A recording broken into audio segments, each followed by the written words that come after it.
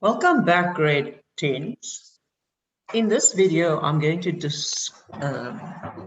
discuss a motion in one direction question. So let's continue.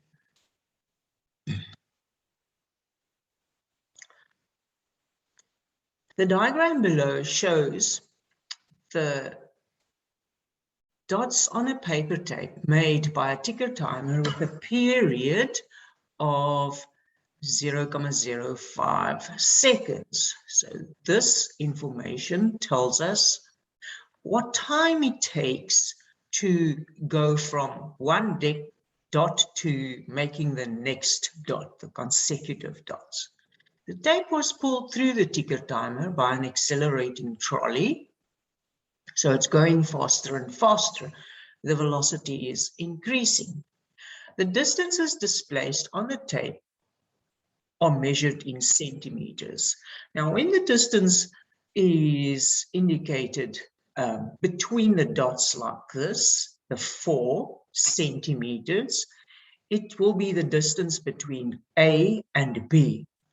If the distance is indicated above a specific dot, then that means that the distance between this dot B and the first dot from where motion is described.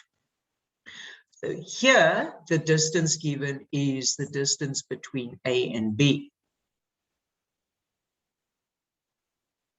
If here the distance is 5.5 centimeters between B and C. If this distance was just above or below C, the specific dot, it would have been the distance from the first dot. Now, on this tape, we ignore the first 3 dots that we can see because they are too close together. Let's continue reading the question. So that is T. Define acceleration. Now, acceleration means that the velocity of the moving object is changing. So acceleration is the rate of change in velocity, causing both of them to be vector quantities. To change the words into symbols, which is not required here, A equals delta V over delta T. To expand it further, Vf minus Vi over delta T. Right. Calculate the average velocity of the trolley between B and D. Now, it covers 2 intervals with a dot C in the middle, not distance-wise, but time-wise. So the time it took to move from dot B to dot C is 0.05 seconds. And the time it took to move from dot C to dot D is 0.05 seconds. Sorry for eliminating or for omitting the units here. I'm just squashed for a little bit of time, space. So calculate the average velocity. The average velocity over the 2 intervals B, C, and CD would be the instantaneous velocity at C. The equation for calculating velocity of, I'm going to say velocity BD, which is equal to velocity at C, equals the rate of change in position. So it's the delta X over delta T. In this case, delta X would be the 5.5 centimeters plus the 7 centimeters, which must be converted into meters. So it is 0.125 meters. The time would be the 0.15 plus the 0.15, which is 0.1. So the velocity at c would be 1.25 meters per second. Next question asks us to calculate the acceleration of the trolley between C and F. So from dot C, from this dot C here to dot F there, what is the change in velocity? So I skipped a step in the question so that you need to know that you need to calculate the velocity here at F. To calculate the velocity at F, we need to follow the same steps. It would be the average velocity EG, which is the velocity at F, instantaneous. So it's delta x for that interval divided by time. Delta x is 10 plus 11.5, that's 21.5. Change that into meters, it's 0.215. And the time from dot E to dot G is 0.1 seconds. It's 2 periods. And then we divide that and we get 2.15 meters per second. If you have the velocity at C and the velocity at F, we can calculate the acceleration of the trolley. The final velocity is that one at F, which is 2.15, minus the initial velocity, 1.25.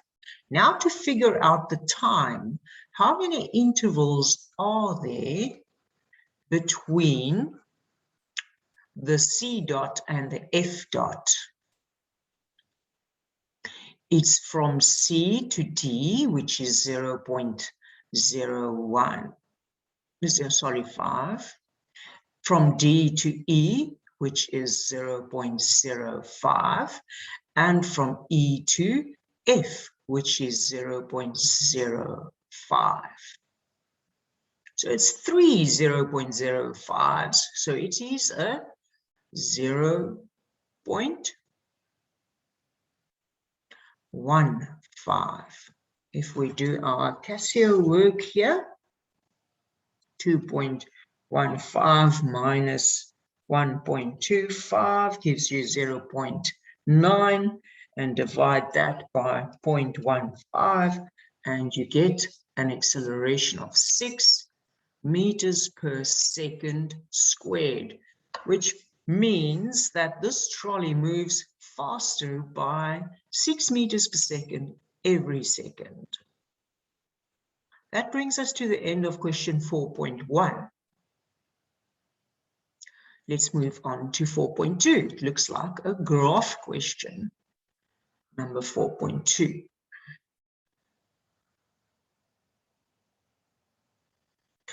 So number 4.2 says the motion of a cyclist moving south, that's some information, important information. It is moving in a specific direction, and on paper south is usually down. Along a straight flat part of the road, and it's reflected in the graph. So before I read the question, let's just interpret graph. It is a velocity time graph. And when we started studying this motion or watching the cyclist, he was already moving at a velocity of 4 meters per second. And in 4 seconds, he increased that velocity to 8 meters per second. So it means that he was accelerating. So this is a straight line with a non-zero gradient. And the gradient of the velocity time graph gives us the acceleration. Then from 4 to 10 seconds, sorry, and all this is happening south. From 4 to 10 seconds, he is moving at a constant velocity of 8 meters per second. So here, the acceleration is 0 meters per second squared. There it is non-zero. Then after 10 seconds, he applies the brakes. This means that the acceleration is now non-negative, but it is in the direction north. So here he's going south. He's going south at a constant velocity. Here he is still going south. He's moving south, but his acceleration is going north. At the moment in time, 11 seconds, his velocity is 0. So he stops. Then he turns around, and now he's traveling in the negative direction. His acceleration is still north, but he is also now moving north. Right, let's look at the question.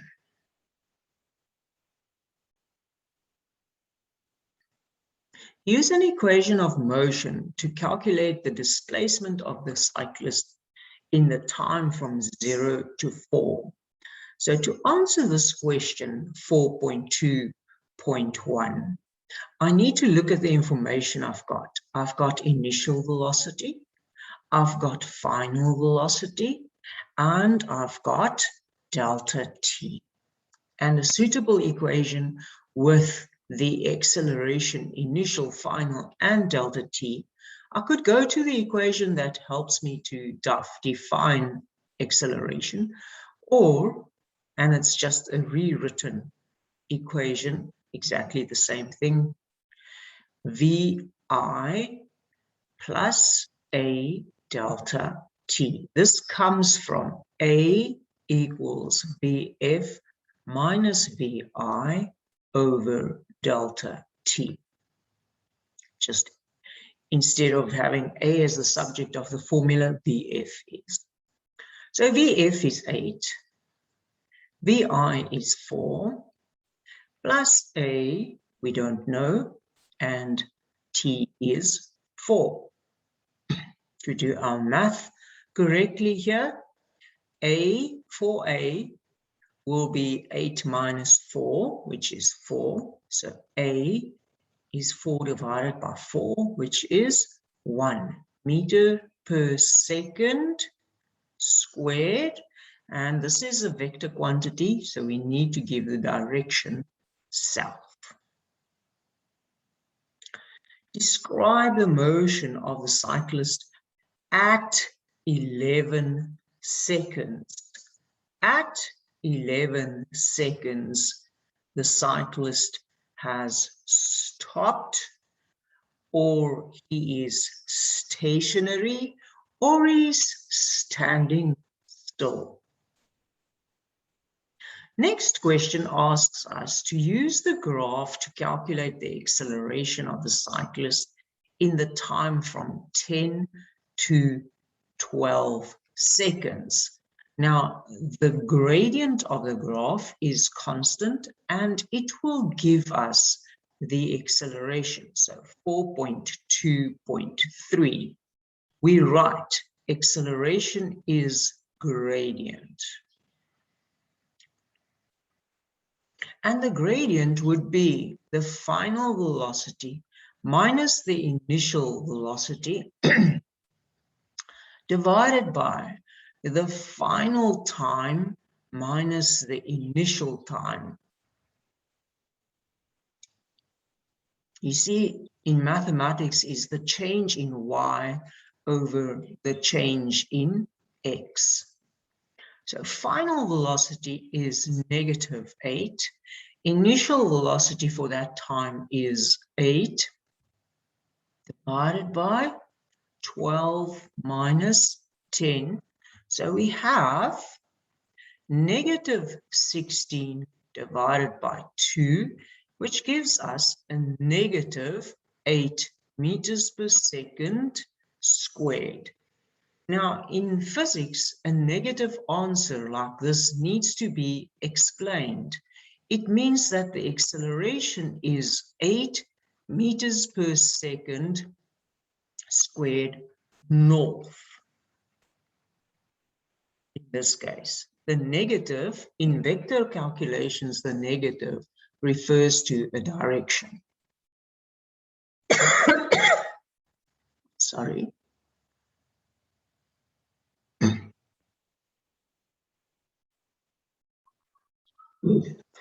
The last question, 4.2.4, says, draw a sketch graph of position against time for the first 10 seconds of motion.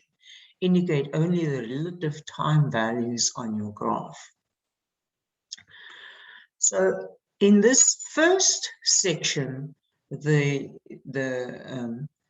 cyclist was accelerating, and in the second section, relevant to this question, the cyclist was having a constant velocity.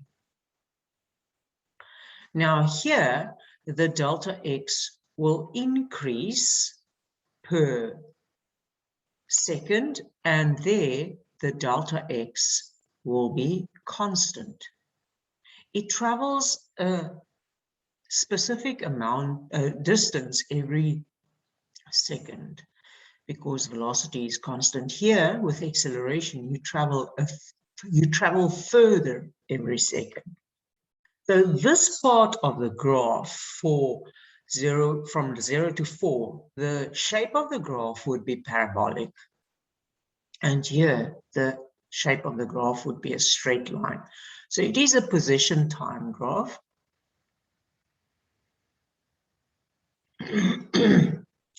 The x-axis is the y-axis is the delta x in meters, and the time axis, the x-axis for the graph, is the time axis in seconds. Now we take that by the time we start studying this motion, that this object is already a certain distance away from the starting point. Oh, we don't have to do that. We can say where he is moving at 4 meters per second, that is the origin of the motion, and it's got a parabolic shape for 4 seconds. And then he carries on moving at a constant velocity. So that part of the graph is a linear graph. Now, the value is here. It's a sketch graph, so we don't have to use a ruler and see to it that the seconds are the same distance apart. So this represents 4 seconds, for example, 4 centimeters. That represents another 6 seconds, so that must be 60 centimeters apart. It's a sketch graph. That's what it means. It doesn't have to be a calibrated graph.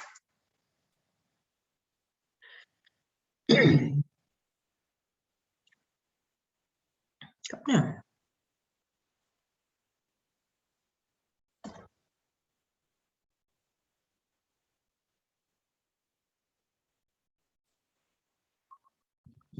The last part to this question 4 is on the principle of conservation of mechanical energy.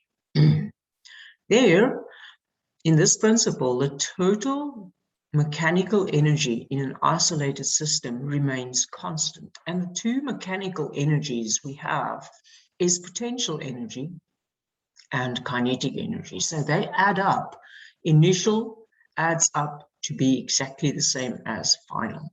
Let's read the question. Zanele has a mass of 35 kilograms and she enjoys swinging.